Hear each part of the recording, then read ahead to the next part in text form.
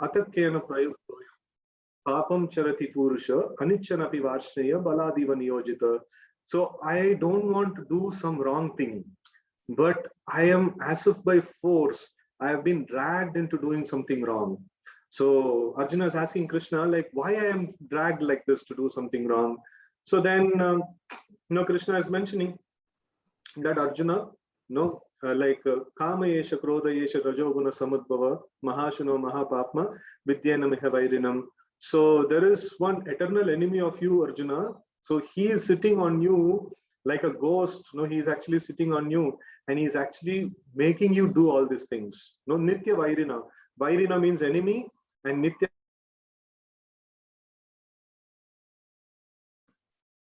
Sorry, Prabhu, by mistake, I think you've been muted. If you can just unmute yourself. Just 2 seconds back. Okay. Are you able to mute? Yeah. Yeah, I unmuted. So where did I leave? Yeah, Nitya Vairinam. Nitya Vairinam. Yeah, Nitya Vairinam. So you have an eternal enemy, who's actually like, controlling you and making you do wrong things. So then Arjuna asked, like, okay, from where does this enemy sit? And Krishna tells this enemy is sitting on, the enemy is lust, and he sits on like senses, mind, and intelligence. So now, like, if we have any fever or any like disease, so we go to the doctor, and we have options. Like we have option of homeopathy, allopathy, Ayurvedic, and so many options are there, right? So Manjulali Mataji herself is a doctor. She treats patients with pains and things like that. So like this, we have various doctors. So, but we have a like material disease, this disease of lust, and this sits on mind, intelligence, and senses. And Bhagavad Gita is a supermarket of different kind of ilaj, different kind of medicines for this. So how to regulate this mind, intelligence, and senses? So there is Karma Yoga is there, Jnana Yoga is there, Dhyana Yoga is there, Bhakti Yoga is there. And Krishna is explaining through all of them different methods of regulating this mind, intelligence, and senses, and become cured of this material disease and be very, very happy, very nicely, like, we can be happy and we can live our life if we know how to regulate these three things. And that is what we are going to get from Bhagavad Gita. This is one summary of Bhagavad Gita. This way many, many different ways we can actually summarize Bhagavad Gita. So I'm very happy all the kids are assembled here for learning Bhagavad Gita. So please enthusiastically learn this great book of knowledge. And we should be proud that we are getting an opportunity to study this. So thank you very much, Manjulali Mataji, for conducting this. Hare Krishna. Thank you. Hari Bol. That was a real pep talk. Thank you, Prabhu, for encouraging all our children and especially our teenagers for picking up the reading and learning of Bhagavad Gita. This is a turning point in their lives. So thank you very much. We seek your blessings to go further in this program. Hare Krishna. Let's all chant for Prabhuji. Hare Krishna, Krishna Krishna, Hare Hare. Hare Ram, Ram Ram, Hare Hare. Thank you very much, Prabhu. So now we have another preacher who is a grihastha, meaning he is a family person who runs a family and has children like all of you. And he preaches really extensively in ISKCON Whitefield. His name is His Grace Sudhir Gopal Prabhu. Sudhir Gopal Prabhu is a pass out of IIT Bhubaneswar, and he works in HP, Hewlett Packard. It's a big corporate, American based. And he is responsible for transforming many lives in Bangalore and beyond through his beautiful Bhagavad Gita discourses for the elders. So all you parents who are also present here with us today, who have not yet joined his Gita course, must join. We will send the details in the chat box. Okay, so over to you, Sudhir Gopal Prabhu. If you're here, if you can kindly bless our children so that we can move forward in today's program.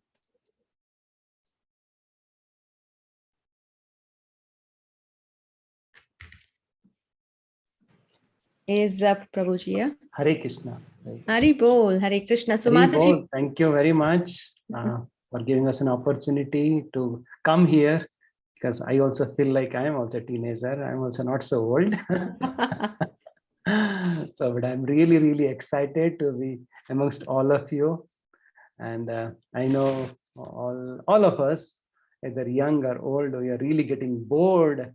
They say bored to death, or really, so much of stressed and stuck at home within the four walls. But now we have this wonderful opportunity to come together and to learn something and also have fun. So learn and fun with Krishna. So that is the theme of this series of sessions that we'll have, that will be hosted by these wonderful devotees who have been practicing and also sharing this with so many children, right? So yes, we would really like all of these participants to be champions, right? Champion means yes, right? You want to really excel in everything, right? And like if a person wants to be a good cricketer, right? Yes, he has to know all the skills, but at the same time, if you're a good batsman, it doesn't mean that you score always 100, right? Or if you're studying nicely, sometimes you not always get 100, right? So there are some things that we don't know, right? What are those things that really affects us to be a champion? We learn about it. And there is a big building or it's a huge tree, right? But under that also there is a big foundation or strong root system that really makes that strong, right? If there is just a huge tree but without root, will it survive when there will be a big hurricane or some even not a big hurricane, even a small wind comes, the whole tree will collapse, right? Or if there is a huge skyscraper but there is no strong foundation, it will collapse. So we learn during these sessions how, as we grow up, right, through our success, failures, which are bound to come, right, through the joys and sorrows, the happiness and the success and the victory, which are bound to come, how to really respond to them. How do you really proceed and really be victorious in every situation, be successful in every situation, and really be happy holistically from all the perspectives. Yes. I don't know if Mataji and all the devotees might have told you about the price to be champion. Have we informed them? I don't think so. It was just said free, but there is a price to it as well. Would you like to hear what is a price? Yes, right. It's not just, we're not talking about money here. We are talking about just attending once is not enough. Okay, I attended one Gita course or one session of this ISKCON children session. Oh, I learned it. No, you have to come every day or like now every weekend. That's we have a long sessions, right?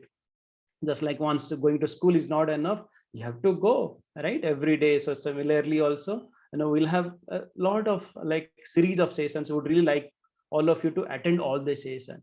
And the second thing is that yes, you learn all these things and you practice them. So it's not that okay, we just hear and then from another here it will go away. So you would really like try to practice, try to share with your friends, try to share with your parents, and that's where we will learn. Like you see yoga, right? Some yogi is doing some yoga and we are seeing it. Are we getting benefit? No. Once we practice that same yoga, we really get benefited. So similarly, yes, we will learn so many lessons, we'll learn so many stories, we'll do so many, we'll hear so many slokas, we'll hear so many valuable teachings. But all these teachings, slowly and steadily, we have to practice that in our life. And that is the price we have to pay to be really the champion. And I wish you all the best. All of you have started a nice journey in your life to be real champions. And we really pray at the lotus feet of Sri Radha, Gandharvika, Giridhari, and Mahaprabhu, and Lord Narasimhadev, so that they shower their unlimited blessings upon all of you and all the devotee volunteers who have been stretching so much to organize so many things for all of you. Thank you very much. Hare Krishna. Hare Krishna. Thank you very much for your encouraging talk, Prabhu. And I'm sure all our children are really geared up to listen to Bhagavad Gita, the teachings of Lord Krishna. And let's chant and thank Prabhuji for his wonderful appearance. Hare Krishna, Krishna Krishna, Hare Hare. Hare Rama, Rama Rama, Hare Hare. Thank you, Prabhuji, and thank you, ISKCON Whitefield, for giving us this opportunity to serve children and humanity. Thank you very much. Okay, so over to you, children. So now here we are going to learn about Bhagavad Gita, and Bhagavad Gita is for everyone, right? Whether you say yo or bro. Now, I have heard teenagers saying this word bro and yo, whether it's a girl, it's a boy, you always end up in saying bro, or whether you say Hare Krishna. Bhagavad Gita is for everybody. As you can see in this picture, so once and I also see a few old faces here and a few are new, and I'm sure a few of you, your parents must have forced you to sit, acha beta ek to session kar lo, phir dekh lena. Yeah, isn't it? So yes, because these are things that happen all around us. But Srila Prabhupada, the founder Acharya of ISKCON, said that whether you put your hand in fire by mistake or willingly, both the times it is going to burn. So what's the harm? That is the principle I think the parents are following, that yes, let my child hear the Bhagavad Gita. So thank you very much, parents, for bringing your children on this platform where we assure that yes, there will be a lot of moral values building up their personalities, and many debates and overall personality building up will be taking place, right? So now when we go to an airport or a mall, children, right, we for example, we enter into a bookshop, right? We see a series of Bhagavad Gitas kept there, right? And we see that there are so many authors and we are confused which one to pick up and what to do, right? But let's pick up only Bhagavad Gita as it is. Why? Because Srila Prabhupada says that Bhagavad Gita as it is. Why he suffixed as it is? Because it is narrated by Lord Krishna himself. And as you can see, this new beautiful cover, right? This says Bhagavad Gita as it is. And there is nothing like I feel, oh, Krishna is the unborn. Oh, Krishna was a superhero that never existed. And we also hear that Mahabharata was is a mythology. Oh, it breaks my heart to hear this. It was the biggest war of mankind that, that occurred around 5,000 years ago in the battlefield of Kurukshetra, right? So children, it is for real. And why do we read the Bhagavad Gita? The next question comes, okay, we select this Bhagavad Gita by His Divine Grace, A.C. Bhaktivedanta Swami Srila Prabhupada, who is the founder Acharya of ISKCON. So why do we read this? Let's see this. How many famous personalities have read this Bhagavad Gita? All right, here you are. Here's the list on your screen. George Harrison, he was a famous music composer and a singer of the UK, and whom Prabhupada met, and he created, and he's from the famous rock band, the Beatles, right? All of you must have heard this rock band of America and UK, which became famous all over the world. It's called Beatles. And they used to play just bang on and head on music, like, you can imagine those loud sounds in concerts that you must have heard. And George Harrison met Srila Prabhupada, who established ISKCON, who's the founder Acharya of ISKCON. And he was totally convinced by Prabhupada's understanding of Bhagavad Gita. You want to hear which is the first album he created? Let's hear this beautiful album created by George Harrison. Can we play the album for children? Yes, here we go.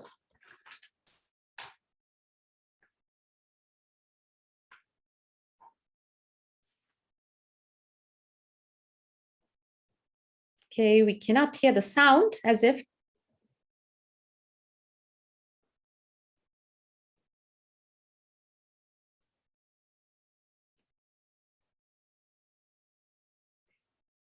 Can anybody hear the sound? If somebody can give me a feedback. We cannot hear the sound though, Prabhu.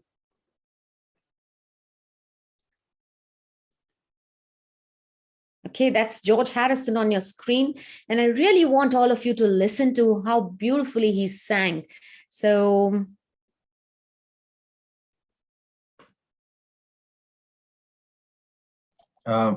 let me check if I'm again, just one second. Yeah, Let me no stop problem. sharing and reshare again. Sure, sure.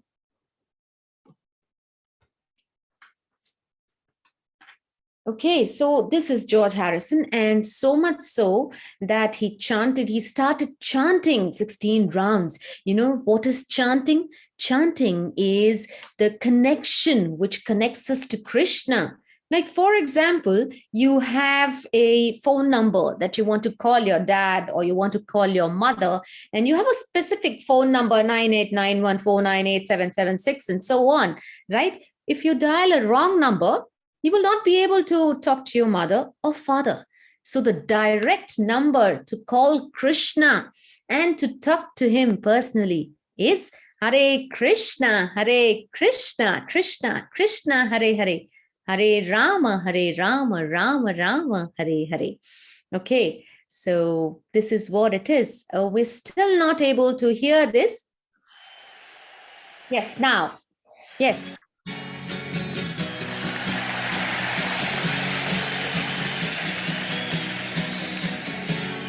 Krishna.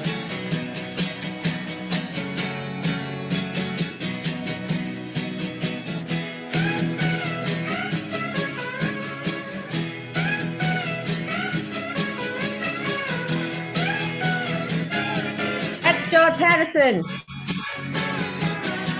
My sweet Lord,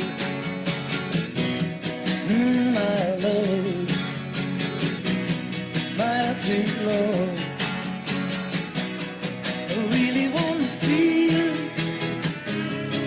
really want to be with you, really want to see you, Lord, but it takes so long, my Lord, my Lord, my sweet Lord, my sweet Lord, really want to know you. Really want to go with you. Really want to show you, Lord, that it won't take long. I see, Lord, my Lord, my sweet Lord. Really want to see you. Really want to see you. Really want to see you, Lord. Really want to see you, Lord, but it takes so long. My sweet Lord, my Lord, my sweet Lord. Really want to see you. I really want to be with you. Really want to see you, Lord, but it takes so long, my Lord. My sweet Lord, my Lord, my sweet Lord.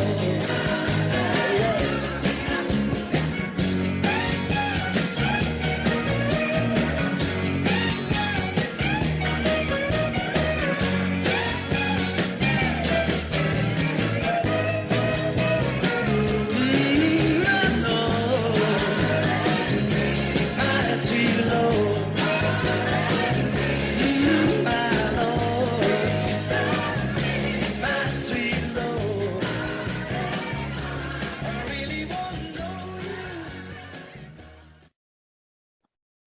Okay, so did you have a word? Look, That was George Harrison, the millionaire of his times and the most famous. Why would he take up to Krishna consciousness or learning Bhagavad Gita if he were not convinced, right? He had everything. He had fame, he had money, he had good looks, everything, right? And here sometimes we feel conscious, isn't it? We feel, maybe it's a little orthodox to read the Bhagavad Gita or to say Hare Krishna. We tend to think like that, but I'm citing these examples for you to know who are the famous people who took up Bhagavad Gita.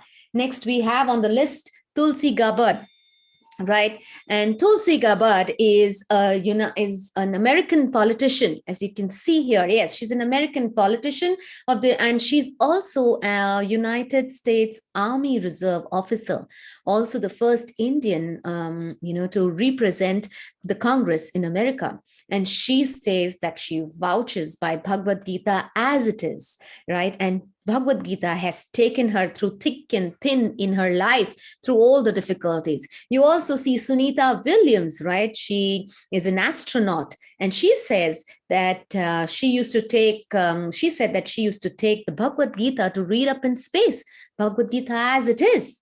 Isn't it amazing, children? Isn't it inspiring to know from such famous people, right? And then we have Alfred Ford. He is the great-grandson of Henry Ford, who owns the great Ford Motor Company, and he's a billionaire, and he contributes loads of money and Lakshmi for building up, Krishna temples and ISKCON temples all around the world. His initiated name is His Grace Ambarish Prabhu, right? So he also follows the Bhagavad Gita. Yes, Narendra Modi, our Prime Minister, he recently inaugurated the biggest Bhagavad Gita in Delhi on Gita Jayanti last year. And he teaches and he lives by the principles of Bhagavad Gita. Will Smith, his daughter Willow Smith, and a comedian and an actor, Jim Carrey, all of them read the Bhagavad Gita as it is. And there are very beautiful albums that Willow Smith has sang with Janvi Harrison, who is another follower of ISKCON and Bhagavad Gita as it is. So I think these are enough examples for us to be inspired to pick up and read the Bhagavad Gita. Okay, now next I'm going to tell you why we should read the Bhagavad Gita, right? These are the personalities who do this, but why we should read. We should read, like, for example, we bring an iron box in our house and you see the small booklet coming along, isn't it, children? And you figure out, at this temperature, you can iron the silk clothes. Oh, at this temperature, you can iron the cotton clothes. And at this temperature, you have to iron you can iron your school dress, your trousers, your jeans, right? So this is a manual. Similarly, when you have a piano, I'm sure many of you play a piano, or at least a Casio. There's a manual that comes with it, isn't it? And it tells you, okay, plug in this wire from here. And if you don't do it, you end up, in a short circuit, or you end up spoiling your commodity. Similarly, with each and every commodity, there's a manual. For the commodity called human beings, there is a manual called Bhagavad Gita. It tells us how to wake up, when to sleep, how to play, when to sleep and when to play, and how much to play, and how much to look at the screen. We're all so glued to the screen, isn't it, children? Right? And this pandemic, we are saving time, but we're also wasting time, isn't it, by increasing our screen times. And I've come across so many teenagers who've got these spectacles now because of looking at the screen extensively.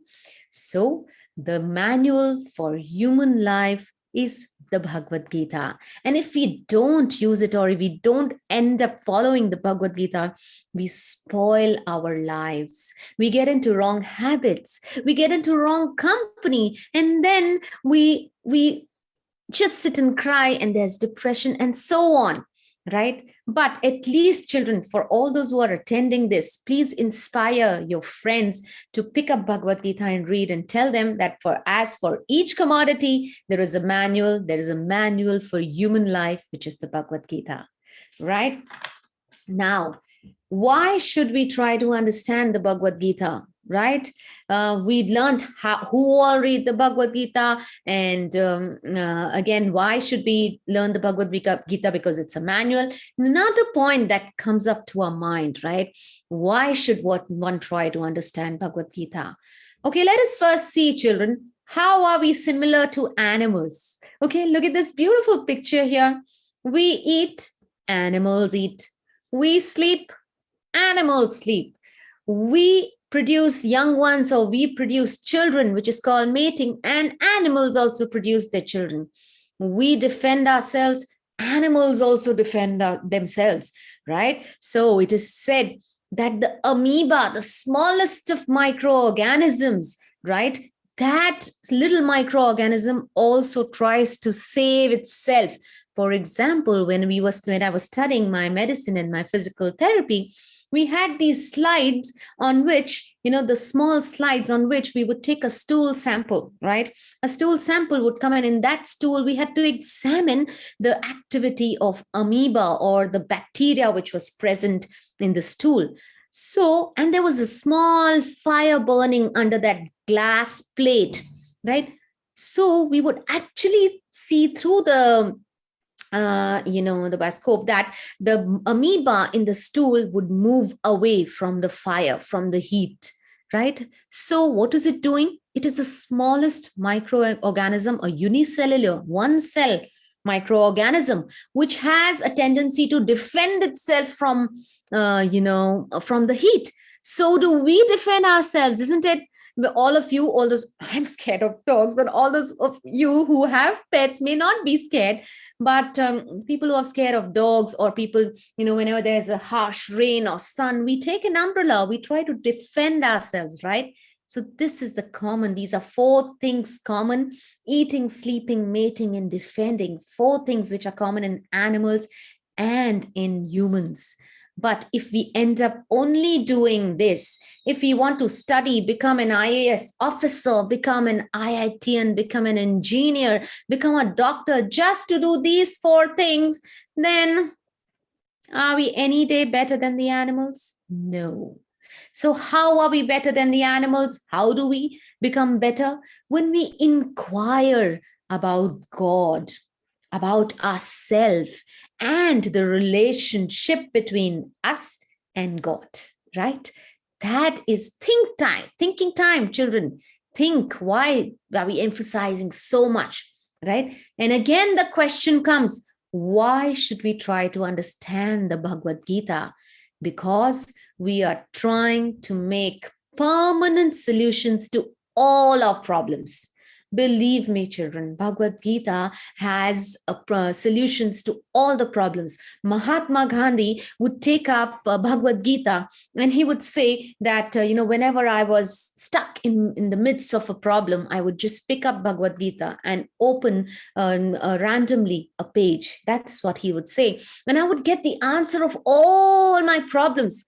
But yes, here we are not going to pick up any random page. We are going to do a systematic study, right? Because all of us, including me, your parents, your grandparents also, and you children, undergo these 3 types of problems, face these 3 types of problems in your lives, right? The first is misadhyatmic, okay, which is the miseries caused by our own body and our mind.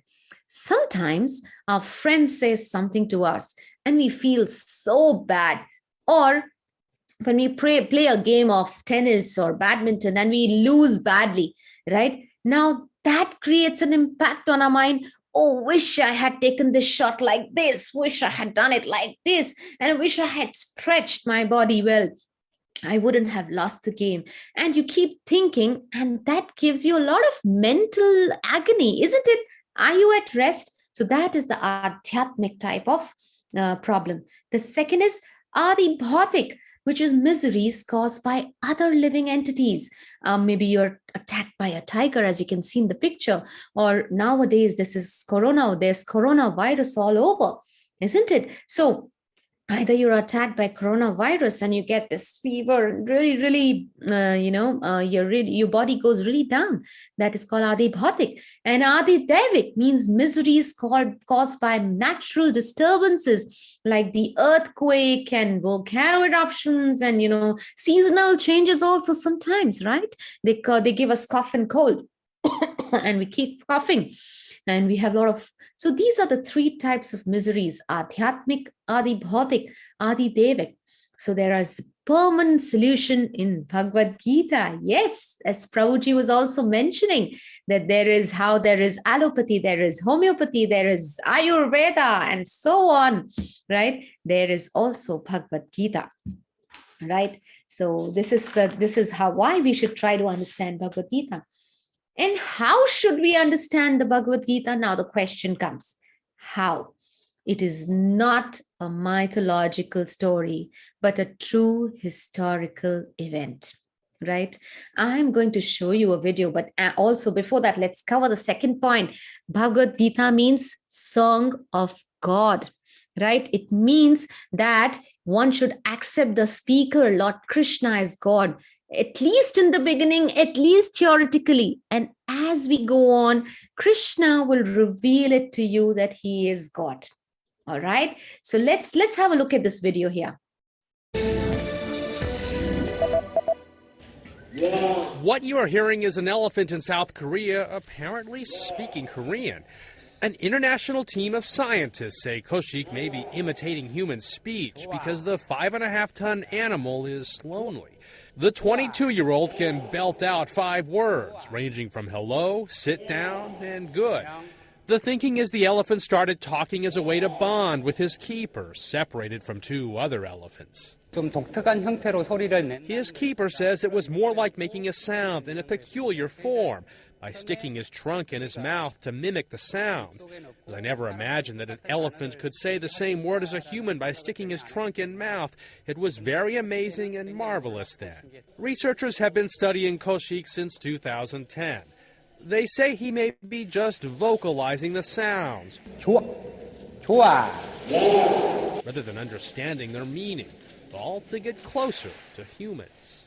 Lee Powell, The Associated Press.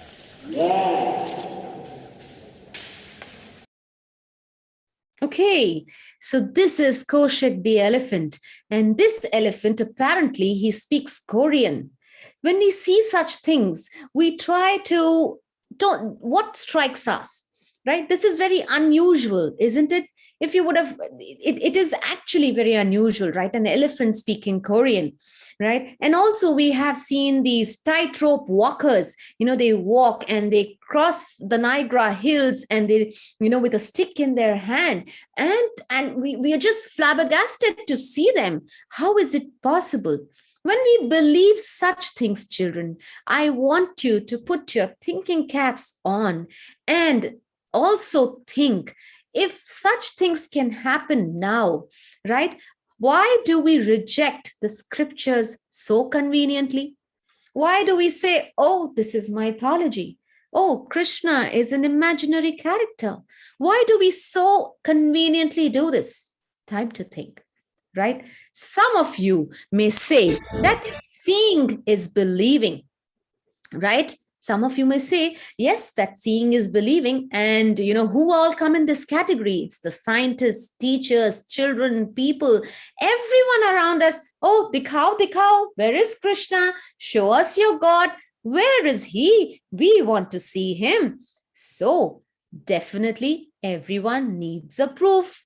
But how do we get the proof, children? Right? If seeing is believing, then what do you have to say about this?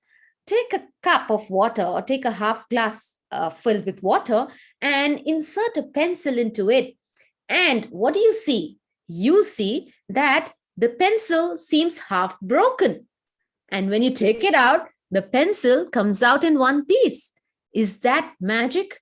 No, it is an illusion of our sight. The pencil does not break. What you're seeing here, if you believe, then you're going to be nowhere. It's going to be a wrong inference, right? So seeing is definitely not believing. Secondly, when we were small, at least when I was small, we would go to these museums which had huge concave and convex mirrors. And these mirrors, were curved at different ends. And when we would see ourselves in those mirrors, we would look like ghosts, somewhere we would look inverted. So is it that we are standing upside down, or is it that our face is suddenly changed like ghost? No, what you're seeing is, if you start believing that you look like that, you'll probably hold your head and never return to that museum ever. Right, children?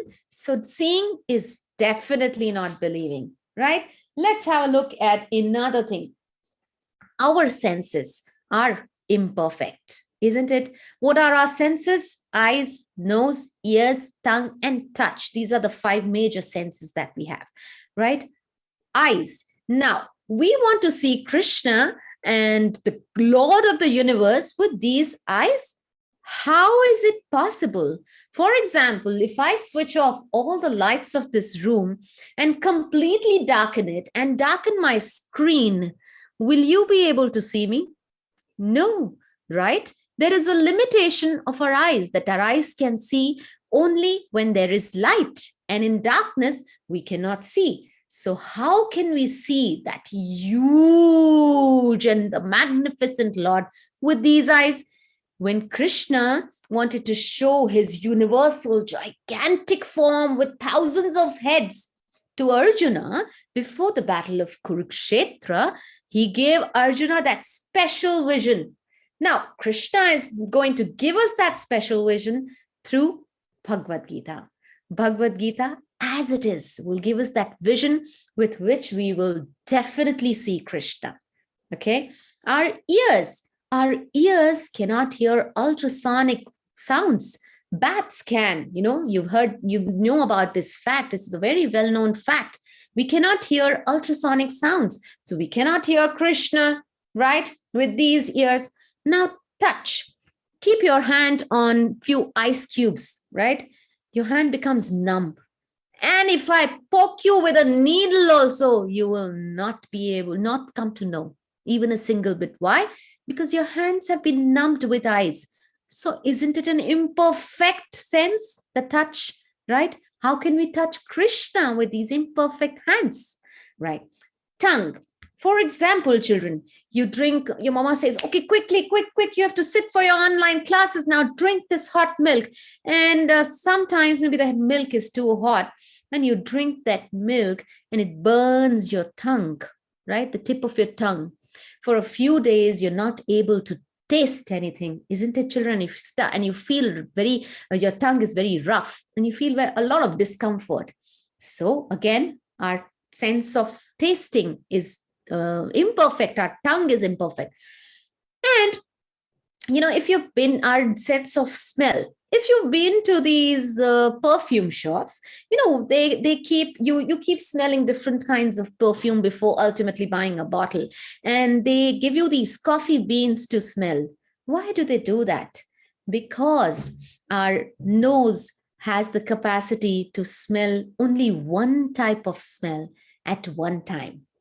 Right? If you smell a rose perfume and if you have to smell a jasmine perfume, you have to smell some coffee beans to neutralize your sense of smell. So again, it's imperfect, isn't it? So all our senses are imperfect. And these are enough examples to tell us that, we are, a bunch of imperfect beings who can become perfect by reading the Bhagavad Gita, by understanding and imbibing the teachings of Lord Krishna in our lives, right? And what are the defects of modern day learning, children? There's a tendency to be illusioned, right? When you go to a desert, you see a mirage and you feel that, oh, pani hai, like there's no water. Isn't it? These are some defects of learning that come in our way. Then we have a tendency to commit mistakes. Scientists, for a very, very long time, children, thought that, you'd get these lice in the hair, the ticks, right? That these ticks were the smallest of organisms until they found the amoeba and the other microorganisms. So they there's a tendency to commit mistakes. Then there is a tendency to cheat. Again, scientists in the history of Piltdown, there were two brothers by the name of Piltdown scientists who had a tendency to cheat, and they randomly selected a skull which they evidenced to they said that they vouched and they said to the entire world that this is the link to the missing link of evolution, to the Darwin's theory of evolution. So, but then ultimately it was proved that they were cheating, and that was not correct. And finally, and the other is by hypothesis, right? You must have heard certain, in maths, there are theorems, hypothesis theorem, right? And there is, for example, this is, so in this context, there's a story that I'm reminded of.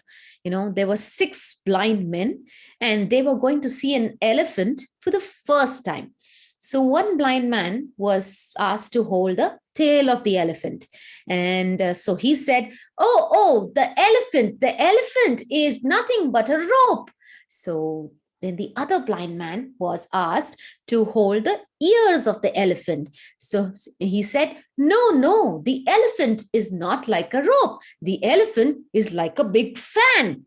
And until the third person who was touching the body of the elephant, he said, no, all of you are wrong. Elephant is neither the rope nor the fan. The elephant is a big wall, right? And then the fifth person said, who was holding the trunk of the elephant, he said, oh, elephant is nothing but a soft tube. Oh, this is the elephant. So that's how, children, until and unless, there was another man who had eyes, material eyes, and then he explained how does the elephant look like, and how each blind man was only explaining one part, only one part of the elephant. All these parts put together make the big, huge elephant.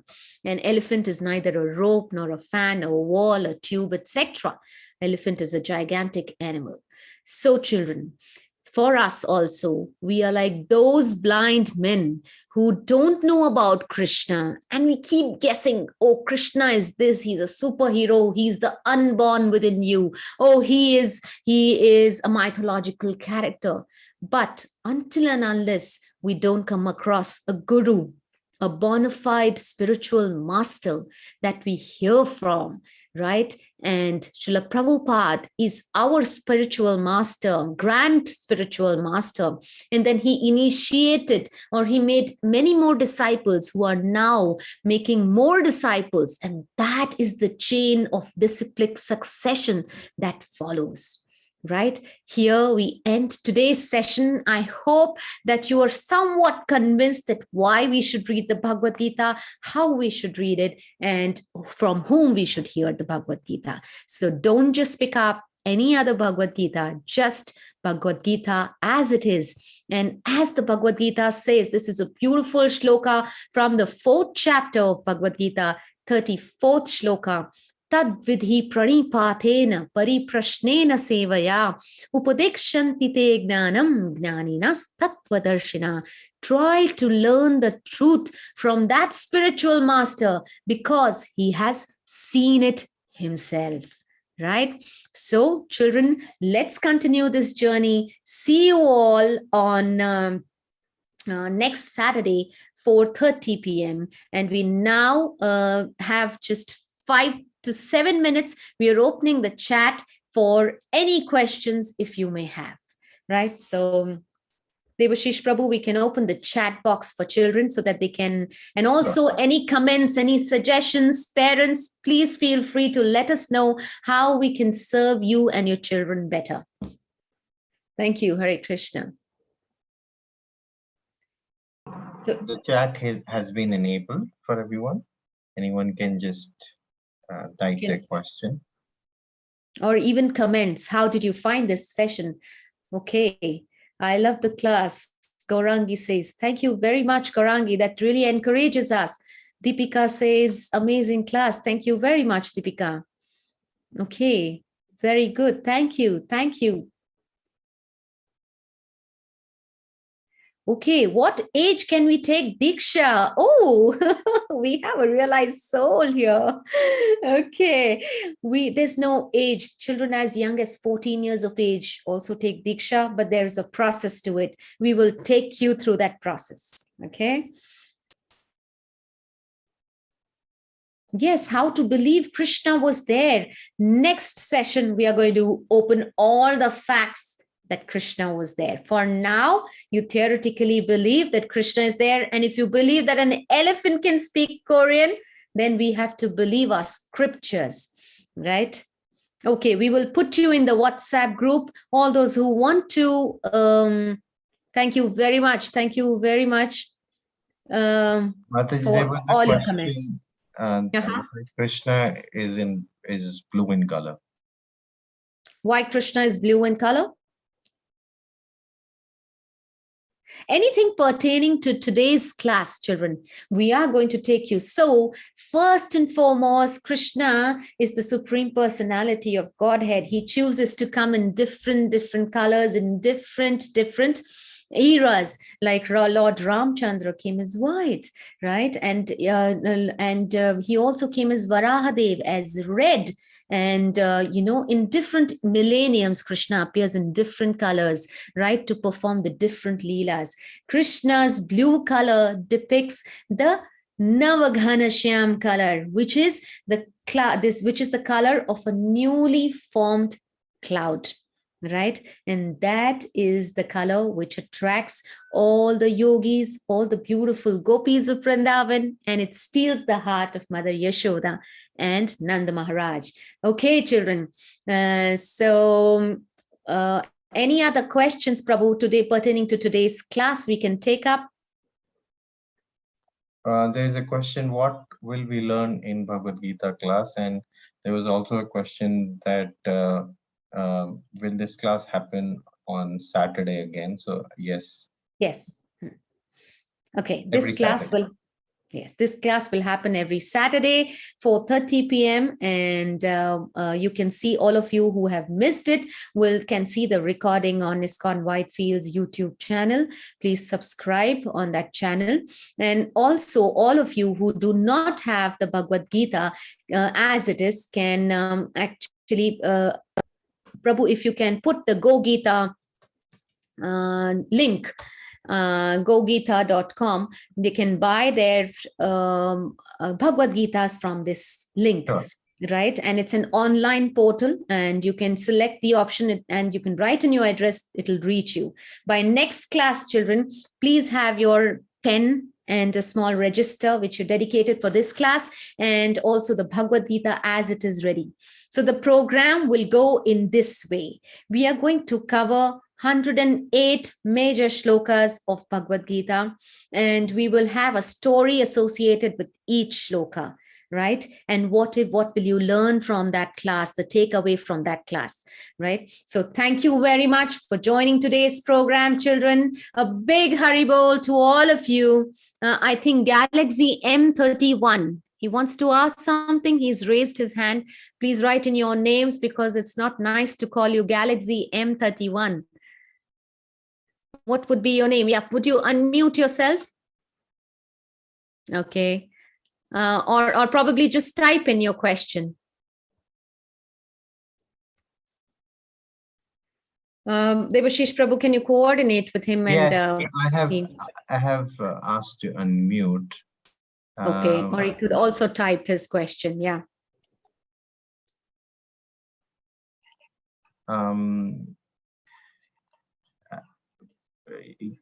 Could you type your question, please, if that's all right? What's your good name?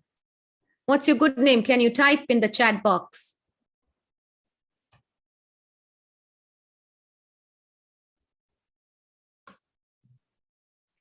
Yes, Galaxy M31, you've raised your hand. We'll get in touch with you.